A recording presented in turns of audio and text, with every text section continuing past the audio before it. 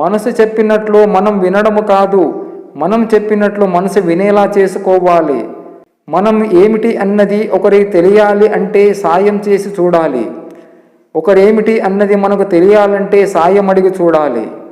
ఒకరి కన్నీటి కాలువలో పడవ వేసుకొని ప్రయాణిస్తున్నందుకు సంతోషపడకు. ఏదో ఒకరోజు ప్రవాహాన్ని కొట్టుకోపోక తప్పదు అని మరవకు. జీవితం నది లాంటిది, ఒకే చోట ఆగిపోతే నీరు మురికిగా అవుతుంది. జీవితం కూడా అంతే. దూరమైన వాణిని తలుచుకుంటూ కూర్చుంటే భవిష్యత్తు ఆగిపోతుంది. అనుభవాలు, గుణపాఠాలు నేర్చుకోవాలంటే పరిచయాలు ముగిసిపోతూ కొత్త పరిచయాలు అవుతూ ఉండాలి. మన మీద మనకి హాస్యం వేసే సందర్భాలు ఏంటో తెలుసా? మనకి విలువ ఇవ్వని వాళ్ళకి మన మనసులో చాలా ఉన్నత స్థానాన్ని ఇచ్చినప్పుడు. ఒకరిని మోసం చేయాలనే మూర్ఖత్వం వల్ల చివరికి అది మనల్ని మనమే మోసపోయేలా మారుస్తుంది. నువ్వు నమ్మిన పనిని నిజాయితీగా చేసుకుంటూ పోతే ఏదో రోజు నువ్వు కోరుకున్న స్థాయిలో నీ కష్టమే నిన్ను ఒక రాజులా నిలబెడుతుంది. నీ ఓపిక, సహనమే దానికి పెట్టుబడి. మట్టికి లేదు కులభేదం, అందుకే అందరి కాళ్ళు ముద్దాడుతుంది. నీటికి లేదు కులభేదం, అందుకే అందరి దాహం తీరుస్తుంది. గాలికి లేదు కులభేదం, అందుకే అందరికీ ప్రాణం పోస్తుంది. అగ్నికి లేదు కులభేదం, అందుకే అందరికీ ఉపయోగపడుతుంది. శాశ్వతంగా ఉండే వాటికే లేని కులభేదం శ్వాస ఆగిపోయే మనకెందుకు చెప్పండి?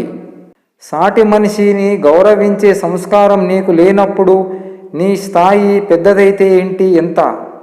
గొడవపడని బంధాలు అందమైనవి, గొడవపడినా విడిపోని బంధాలు అద్భుతమైనవి.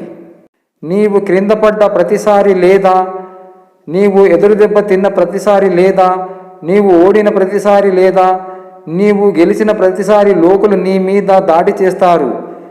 వేటి మీదనో తెలుసా? వారిలో లేని నీలోని మంచి గుణాలను మీద, నీ పట్టుదల మీద.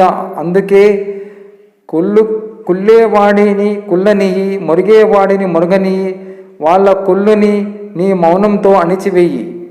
మార్గం తెలిసినవాడు మేధావి, మార్గం చూపించినవాడు నాయకుడు, మార్గం దాటినవాడు సమర్థుడు. ప్రతి బాధ బాధ్యతను గుర్తు చేస్తుంది. జీవితం ప్రశాంతంగా ముందుకు సాగాలంటే చాలా సందర్భాలలో అన్నీ అర్థం కానట్లు నటించాలి. ఒక్కోసారి ఎన్నో తెలిసిన ఏమీ తెలియనట్లు ఉండాలి. కొన్ని విషయాలు హాస్యాస్పదంగా అనిపించినా మౌనంగా ఉండాలి.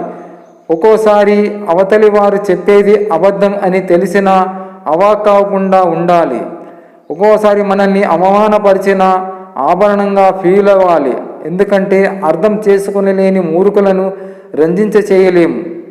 స్వార్థపు అసూయపరులను, ఈర్ష్యపరులను, తామే గొప్పవారు అనుకునే వారిని ఏమి చేసినా మెప్పించలేము. ఎన్ని చేసినా ఏదో ఒక వంక వెతికే వారి దగ్గర వాదన కన్నా మౌనం మంచిది. వారి దగ్గర మనల్ని మనం నిరూపించుకునే ప్రయత్నం చేశామంటే మనల్ని మనము అవమానపరుచుకున్నట్లే.